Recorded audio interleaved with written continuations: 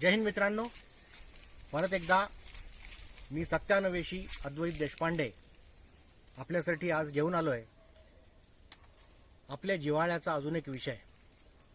मित्रांनो, जीवनातल्या वेगवेगळ्या स्वतःच्या किंवा आपल्या आसपासच्या लोकांच्या अनुभवामधून मी काही सत्य शोधण्याचा आणि त्यामुळे आपलं जीवन आपल्याला सुखकर करण्यासाठी आपल्या वर्तणुकीत काय बदल करायला हवे हे शोधण्याचा प्रयत्न करत असतो.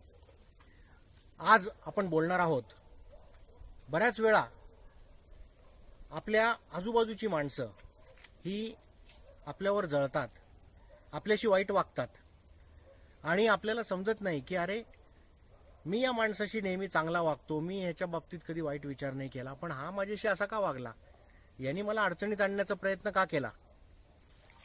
अशाच प्रकारे माणसं आपल्यावर का जळतात आणि हे होऊ नये, आपल्याशी सगळ्यांनी चांगलं वागावं, यासाठी आपल्याला काय करता येईल या विषयावर थोडक्यात बोलण्याचा आज आपण प्रयत्न करणार आहोत.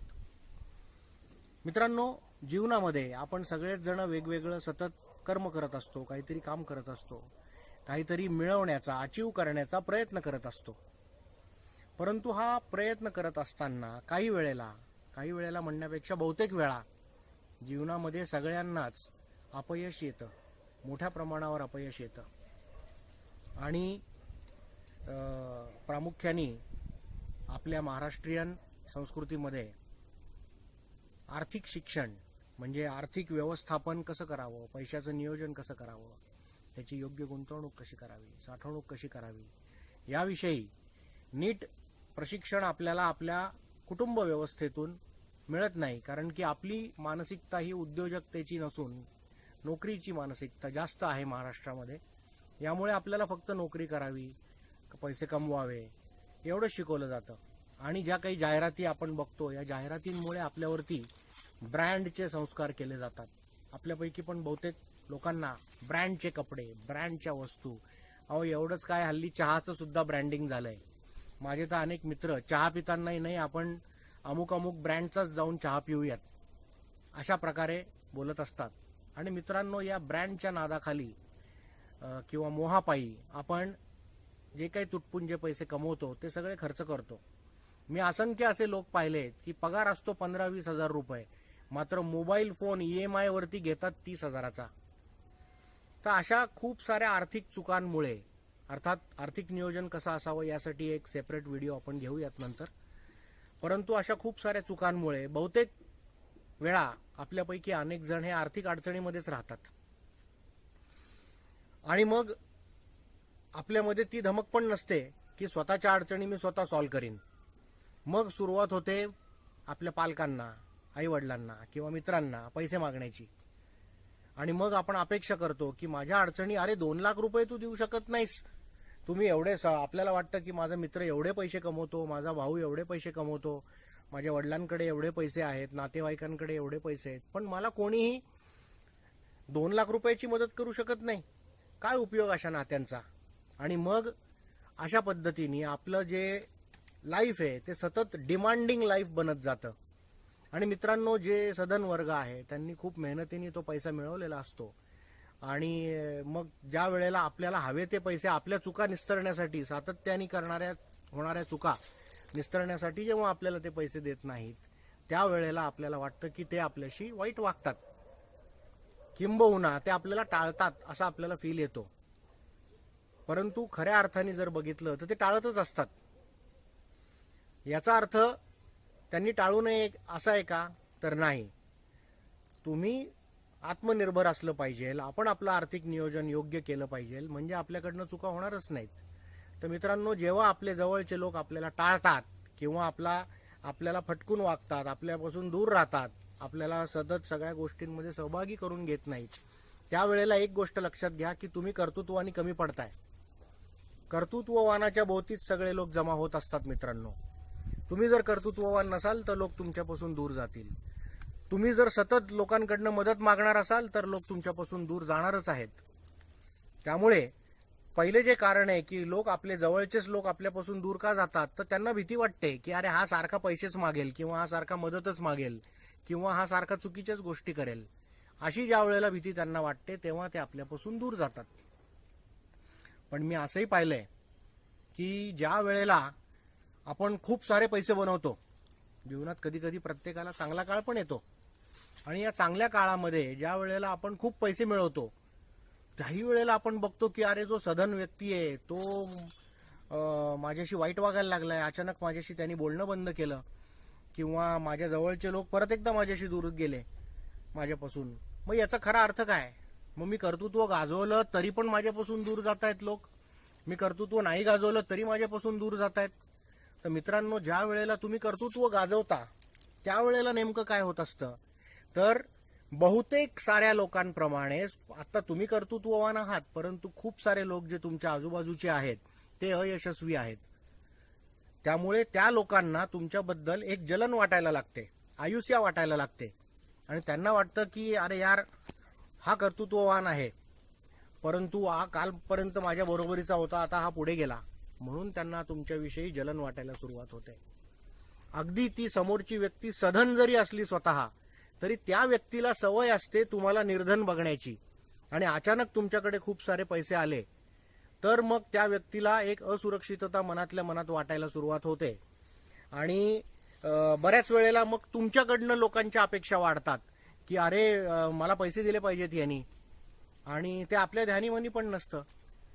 परंतु ज्या वेळेला तुम्ही त्यांना पैसे देत नाही त्यावेळेला त्यांना परत एकदा असुरक्षितता आणि तुमच्याविषयी जलन वाटायला सुरुवात होते, आणि तुम्ही सधन असलात तरी पण ते तुमच्यापासून दूर जातात. मग करायचं काय? कोणाच्या जवळ सगळे लोक राहतात? मी कर्तृत्व केलं तरी दूर राहतात, कर्तृत्व नाही केलं तरी दूर जातात माझ्यापासून.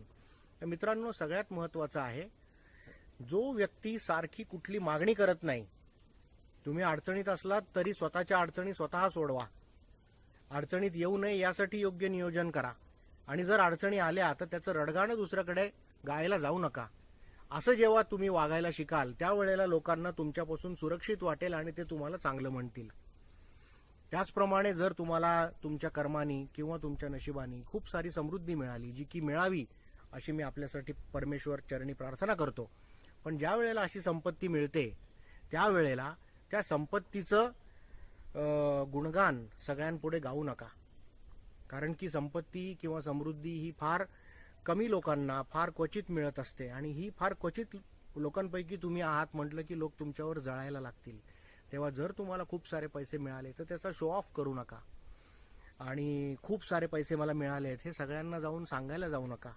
ज्या वेळेला तुम्ही असं करायला लागाल, सांगायला लागाल, तर तुमच्यावर जळतील. तुम्ही सांगा, हां माझं ठीक चाललेलं आहे, पूर्वी पण मी माझ्या गरजा स्वतः भागवू शकत होतो, आत्ताही भागवू शकतोय. आणि जर कुठली तुम्हाला त्या लायकीची व्यक्ती मिळाली, कारण दान सुद्धा सत्पात्री असलं पाहिजे, तर जर तुम्हाला सत्पात्री दान करण्या योग्य कोणी व्यक्ती भेटली तर त्या व्यक्तीला निश्चितपणे मदत करा. पण मदत कोणाला करा? जी व्यक्ती स्वतःला मदत करतीये आणि तिच्या केवळ दुर्दैवाने ती अडचणीत आली आहे, अशाच व्यक्तीला तुम्ही मदत करा. ज्या व्यक्तीचे रस्तेच चुकीचे आहेत, ज्या व्यक्तीला नियोजनाचे मार्ग माहीत नाही आहेत, ती व्यक्ती म्हणजे स्वतःच्याच पायावर धोंडा मारून घेण्यासारखं आहे. मित्रांनो, लक्ष्मी किंवा समृद्धी ज्या वेळेला तुमच्या जीवनात येते त्यावेळेला ती पुरावा मागते की तुला मला सांभाळण्याची क्षमता आहे का. जर तुम्ही तुमच्या समृद्धीला, यशाला योग्य प्रमाणे सांभाळलं, त्याला वाढवण्यासाठी तुमची वागणूक पोषक असली, तुम्ही चुकीच्या ठिकाणी उधळमाधळ करत नसाल, तर आणि तरच लक्ष्मी किंवा यश हे तुमच्या जवळ येणार आहे मित्रांनो. त्यामुळे जर तुमच्याकडे समृद्धी नसेल तर कौशल्य वाढवा, आपल्या चुकीच्या सवयी बदला, चुकीच्या आर्थिक गोष्टी, नियोजनाचा अभाव या गोष्टी बदला आणि स्वतःला समृद्ध करा. काही झालं तरी लोकांकडे भीक मागायला जाऊ नका, सतत मदत मागू नका, म्हणजे लोक तुम्हाला चांगलं म्हणतील. जेवढा तुम्ही कमी डिपेंडन्सी दुसऱ्यावर ठेवाल किंवा कमी परावलंबित्व तुम्ही ठेवाल तेवढं जास्त लोक तुम्हाला चांगलं म्हणतील. त्याचप्रमाणे ज्या वेळेला तुम्हाला यश मिळालेलं असेल ते यशाचे जास्त जाहिरात न करता, त्याचा शो ऑफ न करता, त्याची आपल्या भविष्यासाठी योग्य ती गुंतवणूक करा आणि योग्य व्यक्तीला निश्चितपणे तुम्हाला स्वतः सुरक्षित राहून जेवढी मदत करता येणं शक्य असेल तेवढी मदत करा. अशा पद्धतीने राहिलात तर आणि तरच तुम्हाला सन्मानाने जगता येईल. हां, आणि सगळ्यांनीच आपल्याला चांगलं म्हणावं अशी जर तुमची अपेक्षा असेल तर मित्रांनो ती अपेक्षा सोडून द्या जगामध्ये सगळ्यांना अहो हे इतकं सुंदर झाड आहे पण या झाडाला सुद्धा वाईट म्हणणारे लोक असतीलच.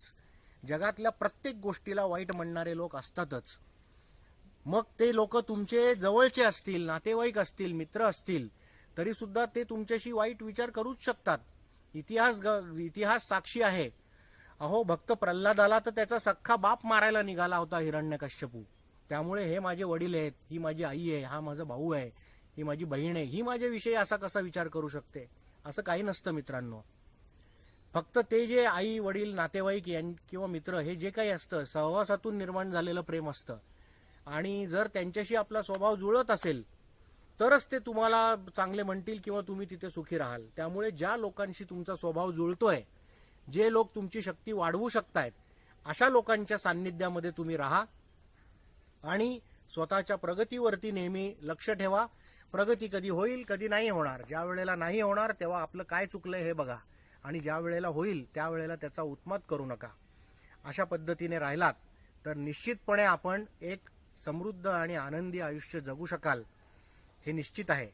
मित्रांनो, या 2020च्या दिवाळीसाठी, लक्ष्मीपूजनासाठी आणि आपल्या समृद्धीसाठी आपल्याला हार्दिक शुभेच्छा. धन्यवाद. जय हिंद.